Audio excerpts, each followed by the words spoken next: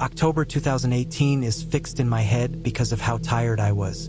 I had been driving since late afternoon, cutting across Nevada on Route 50, telling myself I could make Fallon before stopping. The highway was empty in that way only deserts manage. Long straight stretches with nothing to judge distance except the way the headlights ate pavement. Somewhere after midnight the light from my dashboard dimmed enough that I noticed it. The beam ahead of the car went from clean white to a weak yellow, then started fluttering when the road dipped. I checked the phone for service and saw the screen stay black. I had let the battery die hours earlier while using it for music. I kept driving because there was nothing else to do, counting mile markers and watching the temperature needle sit lower than it should. The motel appeared without warning, a low row of rooms pressed against the dark like it was trying not to be seen. The sign sat on a rusted pole and buzzed in a steady rhythm, the sound sharp enough to cut through the quiet. Only part of the name lit up. The rest was dead tubing. I pulled in because the headlights flickered again, because I didn't trust the car to keep going, and because the road behind me felt longer than the one ahead. The lot was dirt and broken asphalt. My tires stirred dust that didn't settle right away. There were 12 doors in a straight line, all painted the same dull brown, numbers crooked and faded. No cars sat in front of any room. The only other vehicle was a pickup back tight against the far end of the building, half hidden where the light didn't reach. It was old, coated in fine desert grit, the bed covered with a tarp tied down by frayed rope. I remember noting that it had no plates, just a dark rectangle where they should have been. The office was a narrow room with a counter made from chipped laminate. A fan turned without moving much air. The clerk sat behind the counter, shoulders hunched, eyes down. The place smelled like stale coffee and dust. I set cash on the counter and waited. He took it, slid it into a drawer, and pushed a metal key toward me. The key was heavy, attached to a bent tag with the number stamped into it. No paper changed hands. No screen lit up. I didn't sign anything. I didn't give my name. The whole thing took less than a minute, and the clerk never looked up. I told myself it was late, that remote places worked like this, that I just needed a few hours of sleep. Room 12 sat at the far end, closest to the pickup. The light outside flickered when I unlocked the door. Inside, the smell hit me first. Bleach layered over something older, something sweet and damp. The carpet had dark stains pressed flat from years of use. The bedspread was thin and tucked too tight. The air conditioner rattled when I turned it on, then settled into a low hum that felt more like vibration than sound.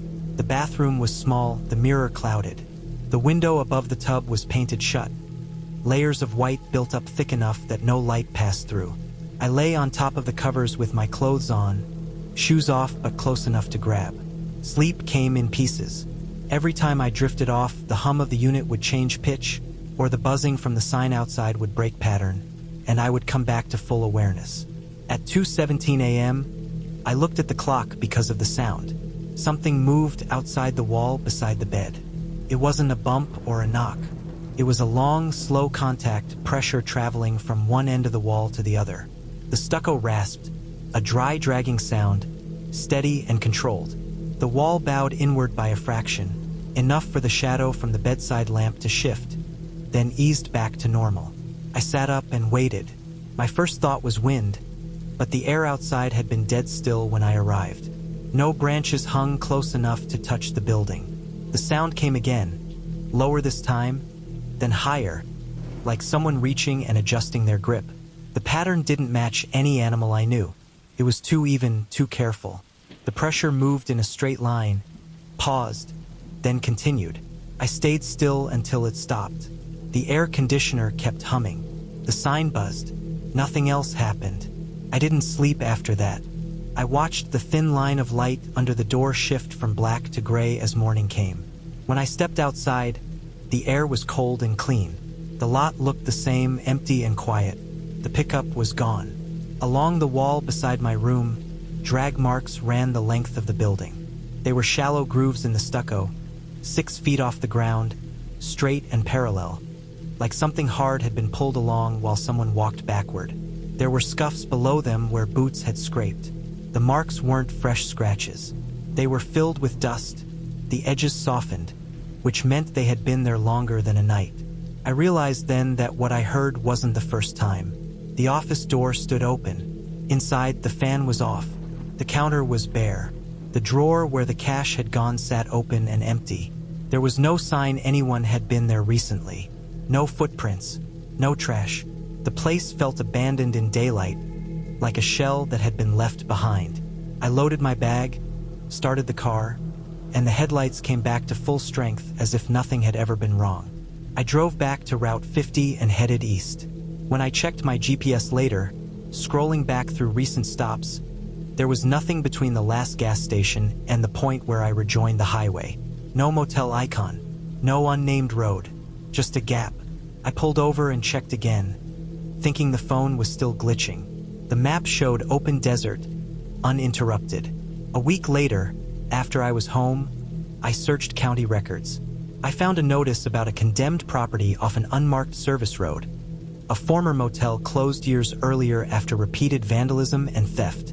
Photos showed the same layout, the same crooked numbers. The report mentioned a local man who used to stay there in exchange for watching the place, who scared off trespassers by dragging scrap metal along the walls at night from the bed of his truck, using the height to make it sound and feel larger than it was. He had been arrested months before October 2018 for unrelated charges. The property had been left unsecured after that. I understood then why the marks were old, why the clerk never spoke, why there was no record of my stay. I had stopped at a place that existed only because no one had finished erasing it yet. What brushed the wall wasn't anything unreal. It was a method, practiced and deliberate, left behind by someone who knew how to use fear as a tool. The relief of that explanation didn't erase the memory of the wall moving or the sound it made in the dark. It just gave it a shape I could live with. I stopped at the motel because my eyes would not stay open. I had been driving since before sunrise, pushing through empty highways and long stretches of scrubland, telling myself I could make it to the city by night. That was a lie I had already told myself twice that day. The motel sat a mile off the highway, half hidden behind a closed gas station with its sign still lit but flickering. The parking lot was uneven and patched with old oil stains that looked baked into the asphalt. Only 3 other cars were there, spaced far apart like they had arrived by accident rather than choice. The building was one long strip, 2 stories, doors facing the lot. The paint had faded into a color that could not decide what it used to be. The stair rail shook when I touched it. My room was on the ground floor near the end, close to a soda machine that hummed too loud and too often. The door stuck when I pushed it open. The smell inside was damp carpet and old cleaner. The air conditioner rattled even before I turned it on. I set my bag on the chair and checked the room without thinking much about it. That habit came from years of traveling alone. The bathroom was clean enough. The towels were thin. The window faced a dirt field with a broken fence and nothing else. The lock on the door worked, though it needed a hard twist to catch. I deadbolted it and pulled the curtains closed. I lay down fully dressed, planning to sleep for a few hours and leave before dawn. The mattress dipped toward the center. Springs pressed into my back. The hum from the soda machine came through the wall in uneven waves. I closed my eyes anyway. I woke to a soft sound I could not place. Not loud enough to be a knock. Not sharp enough to be a bang. It came from the wall near the head of the bed. I stayed still, listening. The sound stopped. I told myself it was pipes or someone shifting in the next room. The motel was old. Old buildings made noises. I tried to sleep again. Minutes later, the sound returned. A scrape, then a pause, then something like fabric brushing against wood. My eyes opened. The room felt different, not darker, but tighter. I watched the wall. Nothing moved. I sat up and listened. The sound came again, closer now, like it was inside the wall rather than beyond it. I stood and pressed my ear to the paint. I could hear breathing. Slow, controlled, close. I stepped back. My skin felt cold. I scanned the room. The bathroom door was closed. The window was still locked. The door had not moved. The sound faded. I stood there for a long time, waiting for it to return. It did not. My heart slowed. I told myself I was overtired. Long drives did that. Sounds blurred together. Fear filled gaps that did not exist. I sat on the bed again. That was when I noticed the vent. It was low on the wall, near the floor, painted the same color as everything else. I had seen it earlier and dismissed it as part of the heating system. Now I saw that the screws were newer than the rest of the room. The metal was clean. The slats were bent slightly outward, as if they had been removed and put back more than once. I crouched and leaned closer. The air coming through was warm and smelled faintly of dust and metal. I could hear the breathing again, clearer now. It was coming from the other side of the vent. I backed away until my shoulders hit the opposite wall. My mind raced through explanations that failed as soon as they formed. No one should be inside the walls. No one should be that close. The breathing stopped. A shadow crossed the thin line of light between the vent slats. Something moved away. I did not sleep after that. I sat on the bed with my bag in my lap, shoes on, keys in my hand. I watched the door. I watched the walls. Hours passed without sound. The soda machine hummed. Car started somewhere and drove off. When the sky outside the curtains lightened, I decided to leave. I reached for the door handle slowly. Before I touched it, the breathing came back, fast this time, uneven. I froze. The sound shifted, traveling along the wall, stopping near the bathroom. The bathroom vent was above the shower. I had not checked it closely before. I moved toward it, each step careful. I stood on the edge of the tub and peered up. The cover was loose. One corner hung lower than the others. I saw an eye. It was pressed close to the opening, skin around it pale and tight. It blinked once, slowly, like it was not surprised to be seen. I fell back against the sink. The eye disappeared.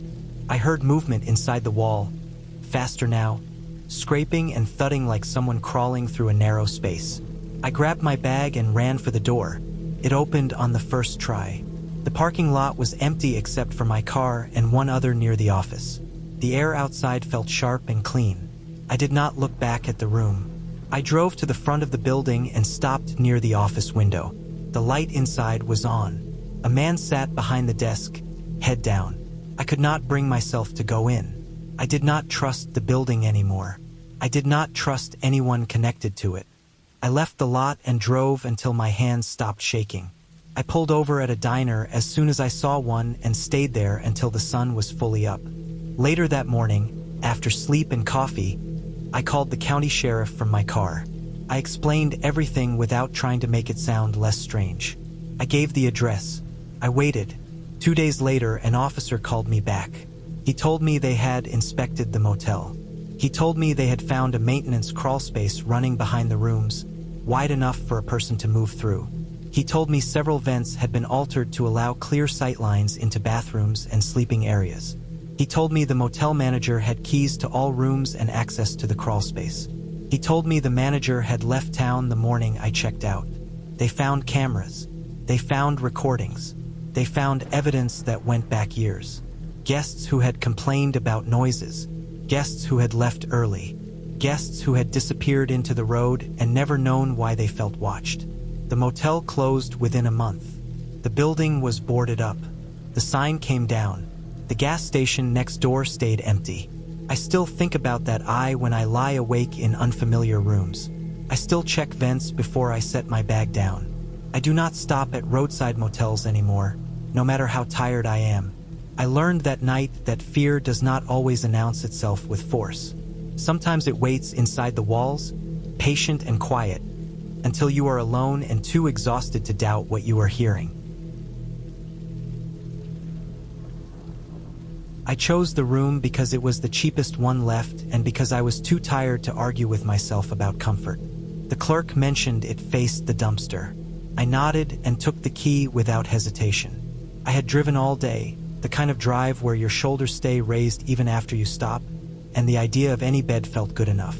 The motel sat just off a service road, tucked behind a gas station that never seemed to close. Sodium lights washed everything in a dull orange glow. The building was 2 stories, exterior corridors, paint peeling in long strips. My room was on the ground floor at the far end, closest to the service alley. The smell hit me when I opened the door.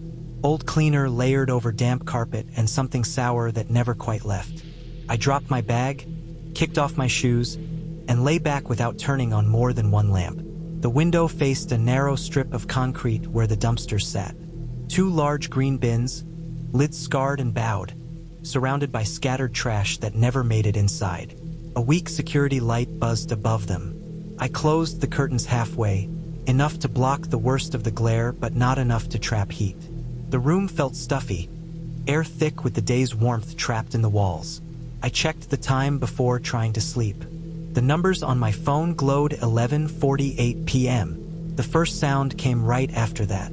Plastic rustling, sharp and irregular, like someone sorting through bags too quickly to be careful. I assumed it was someone from the gas station tossing trash late or a stray animal. The dumpsters were never quiet places. I rolled onto my side and tried to ignore it. The rustling stopped. A cough followed, deep and wet, the kind that pulls air from deep in the chest and drags it out slowly. It came again, closer this time, followed by the sound of someone clearing their throat without success. I opened my eyes and stared at the ceiling, listening. The cough didn't sound like a quick irritation. It sounded strained, labored, like breathing itself was work. I sat up and glanced toward the bathroom, meaning to splash water on my face. The light was off, but the frosted window above the tub reflected the glow from outside faintly. As I moved, a shadow slid across that glass. The outline was human in shape, shoulders and head passing by as if someone were inside the bathroom with me. My heart jumped hard enough to make me dizzy. I froze, then slowly turned my head to confirm what I already knew. The bathroom door stood open. The room was empty. I told myself it was a reflection, that the security light outside and my own movement had lined up just right. The explanation felt thin, but it was all I had. I stood still for a long moment watching the glass. Nothing moved. Outside, the rustling started again. Slower now, followed by the cough. Then it changed. The sound turned into laughter, low and uneven, like air leaking out between damaged lungs. It wasn't loud. It didn't echo. It sounded close enough that I imagined it seeping through the cracks around the window frame. I stayed on the bed with my feet on the floor, shoes within reach. I didn't turn on more lights. I didn't look out the window again. The laughter faded back into coughing, then into silence. The security light buzzed. Somewhere down the road, a truck engine passed and vanished. Sleep came in short stretches. Every time I drifted off, I woke again, convinced I heard movement outside. When morning finally pushed through the curtains, it felt like relief more than rest. I pulled them back fully and looked out. The dumpsters sat where they always had, but something was wrong with one of them. The lid was bent inward, not dented from being slammed, but bowed as if weight had pressed down from above. The metal edge was warped, the hinge twisted. I stepped outside to get a better look. The air smelled like old food and damp cardboard. Up close, the lid showed scrape marks near the center, long arcs where something hard had dragged against it. The ground around the bin was scuffed, footprints overlapping, some pressed deep into the dirt where it met the concrete. They led toward the back fence and stopped. Back in the office, the manager stood behind the counter, flipping through paperwork with a bored focus. I mentioned the noise from the night, keeping my tone neutral. He listened without reacting much, then explained that the motel had lost a guest the previous week. He framed it as an inconvenience, the same way someone might mention a missing towel or an unpaid bill. The person had been staying long-term, struggling, spending time around the dumpsters. When they stopped showing up, the staff assumed they had moved on. No report was made. No one followed up. People disappear often enough that it doesn't always feel urgent. The pieces settled into place as I drove away. The coughing fit the profile of someone sick and living rough. The laughter sounded like someone trying to cope with pain or fear by making it smaller. The silhouette in the bathroom window came back to me as I replayed the moment. With daylight and distance, I understood how the reflection worked. The frosted glass caught the movement from outside when someone climbed onto the dumpster, the security light throwing their shadow at the right angle. My own movement inside the room had made it feel immediate, invasive. Later, I looked up local records. An incident report mentioned a transient man found injured near a service alley behind a motel, days after guests had complained about noise. He had climbed into a dumpster for shelter during a cold night and gotten trapped when the lid bent under his weight. He survived long enough to get out, coughing and disoriented, then disappeared again before anyone could help. The report closed without resolution. I don't think the motel lost him the way the manager suggested. I think they let him slip through because it was easier than dealing with what it meant. The bent lid stayed with me longer than the sounds from that night. Metal doesn't bend inward without pressure. Someone had been there, struggling above my window while I lay on the bed trying to sleep. The cheap room felt less like a bargain once I understood what had been happening just outside the wall. January 2012 sits in my memory like a block of ice that never melted. We had been driving north through Montana all day, watching the sky thicken and sink until the mountains ahead disappeared behind a moving wall of white. The pass closed while we were still climbing toward it. A plow blocked the road, lights flashing through blowing snow, and a portable sign warned of closure until further notice. Turning back wasn't an option. The road behind us was already slick and dark. We followed the only detour marked, creeping along until a lodge-style motel appeared out of the storm. The building was set back from the highway, half buried in drifts. It was long and low, built from logs darkened by age and weather. Antlers were nailed to the exterior beams, bleached white against the wood. Inside, the smell was of pine cleaner and old smoke. The walls were covered in wood paneling scarred by decades of boots and luggage. A stone fireplace sat cold in the lobby. There was no cell service. My phone showed nothing but a spinning icon before giving up. Only one employee was on duty. He moved slowly, like someone conserving energy, and kept glancing at the windows as snow slid down the glass. He checked us in without hurry and mentioned, in the same tone someone might use to suggest wearing gloves, that we shouldn't wander into the trees behind the building. He framed it as advice for our own good, not a warning. The trees pressed close behind the motel, tall pines packed tight, their lower branches heavy with snow. Our room faced the forest. The window looked out over a narrow strip of cleared ground before the tree line swallowed everything. Snow fell steadily, thick flakes drifting sideways in the wind. The silence felt deep once the door shut, broken only by the muffled hum of the heater and the distant scrape of wind against the roof. Night came early. The storm intensified, the world outside reduced to shades of gray and white. We sat on the bed fully dressed, listening to the building settle and creak. Around 9, the power flickered but held. The heater kept running. The forest beyond the glass looked flat and empty. It was close to midnight when I noticed movement. At first, I thought it was just snow shifting off branches. Then it happened again, farther left, then right. A tall shape moved between the pines, pale against the dark trunks. It wasn't running or crouching. It moved with an easy stride, stopping whenever our attention locked onto it, blending into the vertical lines of the trees. We watched without speaking. The shape circled the building, staying just inside the tree line. Each time it paused, it seemed to angle its head slightly, like it was checking the windows. The movement wasn't hurried. It carried the calm of something that knew the area well. I tried to make sense of its size by comparing it to the trees. It was tall, taller than the door frames inside, but bulked out by whatever it wore. The pale color matched the snow clinging to branches, making it hard to separate from the background unless it moved. When it did, the motion was smooth and deliberate. At one point, it stepped closer, crossing the cleared strip behind the motel. For a second, the light from our window caught it fully. The figure wore white from head to toe, not bright but dirty, like old snow packed into fabric. Its face was covered, blending into the rest of it. Then it stopped again, perfectly still, and the wind picked up, blowing snow between us and it until it vanished back into the trees. We didn't sleep. We took turns watching the window, though nothing else appeared after that. The storm eased sometime before dawn, leaving the world quiet and bright. When light finally spread across the snow, we pulled on boots and stepped outside. Tracks covered the ground.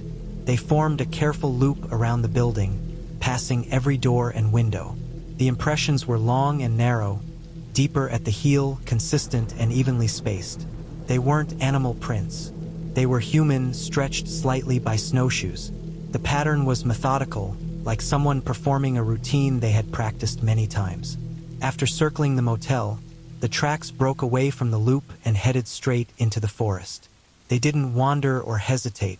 They cut a clean line between the trees until the snow grew deeper and the trail vanished beneath branches heavy with fresh fall. There were no return tracks. The loop ended cleanly where it began, as if the person had lifted the shoes and disappeared. The employee stood by the office door, arms crossed, watching us look.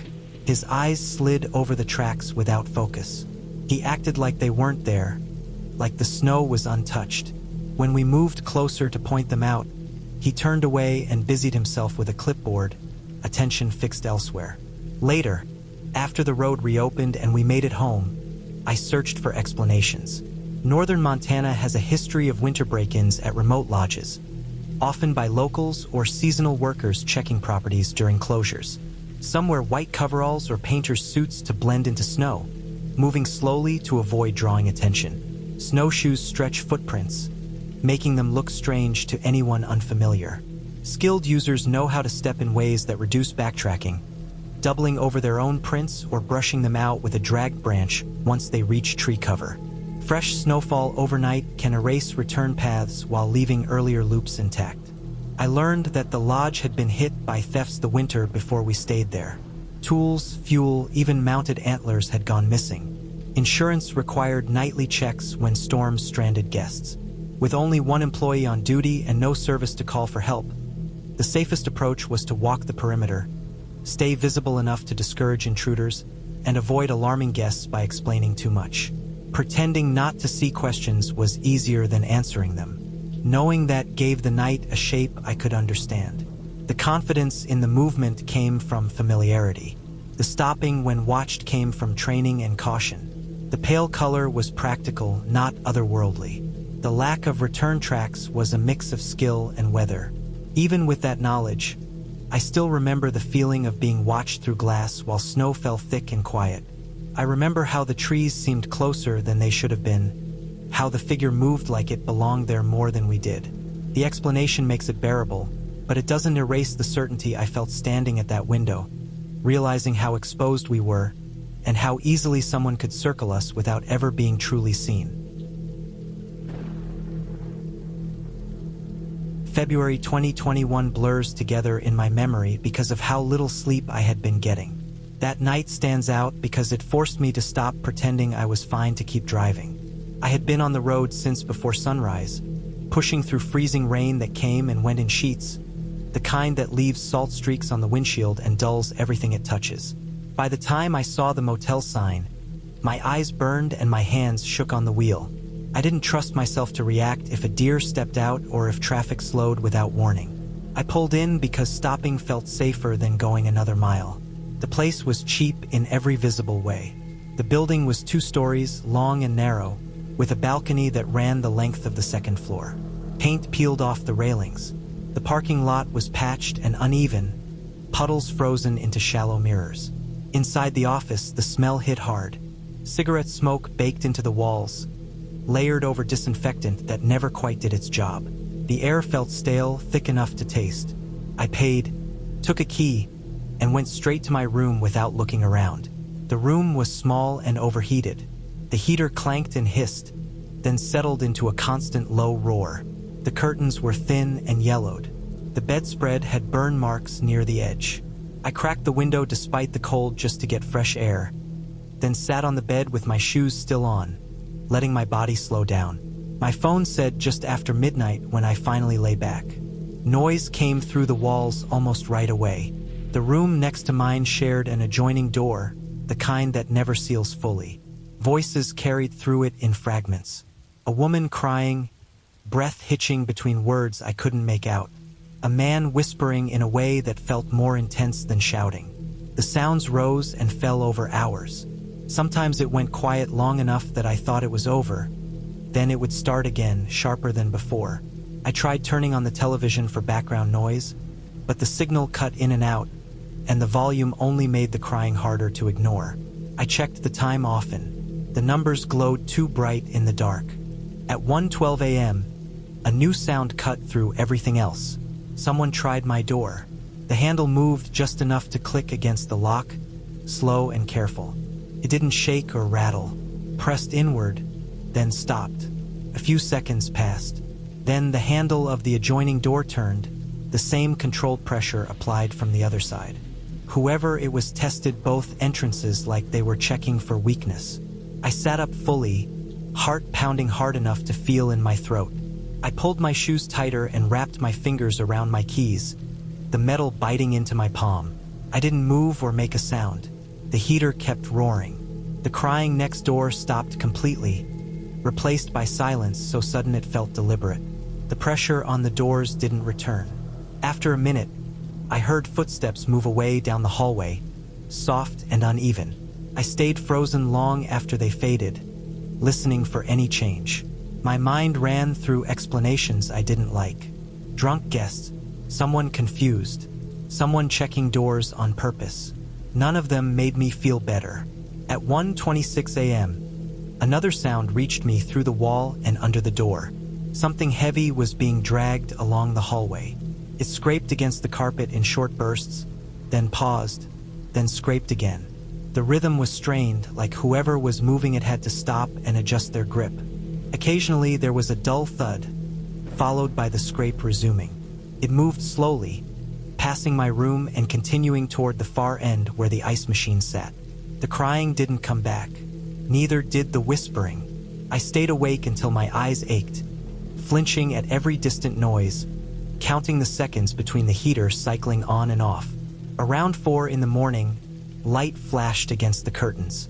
Red and blue pulses washed the room in color, then disappeared, then came back again. No sirens followed, no raised voices, just the quiet presence of police cars idling outside. I didn't look out the window. I stayed on the bed, keys still in my hand, until the lights were gone and the sky began to lighten. Sleep never came. When morning finally settled in, it felt thin and weak, like it might disappear if I moved too fast. I left the room after sunrise. The hallway smelled worse than before, a sour mix of smoke and something metallic. The carpet showed dark streaks leading from the area near the adjoining room toward the ice machine. They weren't puddles or drops. They looked smeared, pressed down into the fibers and dragged forward. Someone had tried to clean them but only spread them thinner. At the desk, the clerk moved slowly, eyes tired. He mentioned, without emotion, that a guest had checked out early during the night. He said it the way people say things they've repeated too many times already. I didn't ask questions. I didn't want details that would make the images in my head more specific. Later that day, after I put distance between myself and that place, I searched local news. A brief article mentioned an incident at a roadside motel. Domestic dispute. One guest injured badly enough to need medical attention. Another guest detained after trying to move the injured person out of sight before police arrived. The time matched. The location matched. The details were sparse, written to inform without inviting curiosity. Everything fell into place then. The arguing, the crying that went on too long, the whispering meant to keep things quiet, the testing of doors, looking for an empty room or a way out, the dragging sound in the hallway as someone tried to move a body toward the ice machine, where the floor was concrete and easier to clean, the police lights without sirens, careful not to draw attention in the middle of the night. I understood why the clerk's voice had sounded flat. I understood why the carpet looked the way it did. Knowing the facts didn't make the night feel less real. It just gave it a shape I could recognize. Even now, when I stop at motels, I listen longer before unlocking the door. I watch the hallway. I keep my shoes on until morning. The storm caught us farther south than planned, one of those fast-moving systems that flatten trees and shut down whole counties in a single evening. Power went out just after sunset. Every hotel we tried along the highway was dark or already full, parking lots crowded with people who had made the same mistake we did by waiting too long to stop. By the time we turned off the main road, Rain still fell in sheets, and the air felt thick enough to press against my chest. The motel sat alone between sugarcane fields that stretched flat in every direction. The plants were tall and packed tight, their leaves slicing back and forth in the wind. Insects screamed from inside them, a constant high sound that never faded, even when the rain slowed. The building itself was low and old, cinder block painted a dull off-white that had long ago turned gray. The roof sagged in places. A single generator powered a few lights and the office fan, and that made the place feel louder than if it had been dark. Marcus and I took the room because there were no other options. We were soaked, tired, and running on the kind of decision-making that comes from wanting a bed more than comfort. The owner handed us a key and gave a warning about not opening the door after dark. He said it calmly, like he was passing along a local habit rather than enforcing anything. At the time, it barely registered. People in rural places often spoke like that, and I assumed he meant drunks or thieves drifting in after storms. Our room smelled of damp carpet and old smoke. The air conditioner rattled and coughed before pushing out cool air that felt uneven, like it was drawing from somewhere it shouldn't. The windows faced the fields. Outside, water pooled in the dirt and ran in thin streams toward the ditches. The sound of insects never stopped. It soaked into everything, a wall of noise that made it hard to tell when something new entered the mix. We ate what snacks we had left and lay on the beds fully dressed, listening to the storm move off. The power never came back on. The generator cut out sometime after 10, leaving only the emergency lights in the hallway. Darkness settled in fully, heavy and close. Around midnight, I noticed a different sound pushing through the insects. Came from outside, slow and deliberate. Something moved along the side of the building, not brushing or bumping into it, but walking close enough that each step carried through the concrete. The pace was uneven. A few steps, then a pause. Then another few steps. I could hear breathing mixed in with it, low and steady, followed by a wet sound like a nose testing the air. Marcus made light of it at first, the way people do when fear hasn't fully taken hold. He made jokes about animals from the fields, about the place being closer to swamp than town. I didn't respond. The sound was wrong for something small. It had weight. Each step landed with purpose, like the animal knew exactly where it was going. The smell came next, pushed through the air conditioner in waves, sharp and sour. It wasn't swamp water or mud. It was wet fur and decay, the kind of smell that clings to clothes after handling roadkill. It sat in the back of my throat and wouldn't leave. I shut off the unit, but the room had already filled with it. The steps stopped outside our wall. The breathing stayed. I could hear it clearly then, air moving in and out through something wide and soft. Nails scraped against the concrete below the window, not frantic or random, but careful. The sound moved in short lines, then stopped, then started again, like whatever was out there was testing the surface.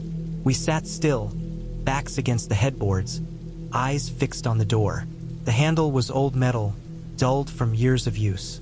The lock above it looked thin. I remember thinking about how easy it would be to break, how much I had taken solid doors for granted before that moment. The steps moved on. They circled the building once, then again. Each time, the pauses came near our room. The breathing returned, closer than before. At some point, Marcus stopped making jokes. The silence between us felt fragile, like any sound might draw attention. 3 a.m, the handle turned. It didn't rattle or shake. It rotated slowly until it hit resistance, then stopped. Just once. No follow-up, no force. The precision of it was worse than if something had thrown itself at the door. Whatever was out there understood handles, or at least understood that this was where entry might happen. The breathing lingered for a long time after that. I counted my own breaths to keep from focusing on it. Eventually, the steps moved away toward the fields. The insects swallowed the sound again, and exhaustion pulled me under despite my fear. Morning light came gray and weak. The storm had passed, leaving everything soaked and flattened. When we opened the door, the smell hit again, stronger in the cool air. The ground around the building was soft mud. Footprints ran along the wall, deep and clear. They were long and narrow, the toes spread in a way that looked wrong at first glance. almost human in length but stretched, with a hard edge pressed into the earth at the front. They led to the door. One print sat right where the handle was, angled in a way that suggested something had stood up slightly, shifting weight forward. Another set of marks showed where a snout or head had pressed against the wood, leaving a dark smear. Later that day, after we drove out and found cell service again, I looked up reports from the area. The storm had knocked down sections of fencing around nearby farms. Several feral hogs had been spotted moving through the cane fields, driven out by flooding. They were large, aggressive, and known for pushing into buildings for shelter and food. Wildlife Control had issued warnings about their behavior, about how they tested doors and used their snouts to lift latches when they could. The explanation fit every detail: the weight, the smell, the breathing, the careful scraping of hooves against concrete. Even the footprints made sense once I compared them to photos online. The stretched shape came from the way their hooves splayed in mud, especially when they reared up. Knowing that didn't make the memory easier to carry. Marcus refuses to talk about that night now. He changes the subject or leaves the room. I still wake up sometimes with the sense of breathing just outside a door, patient and close, waiting to see if it will turn again.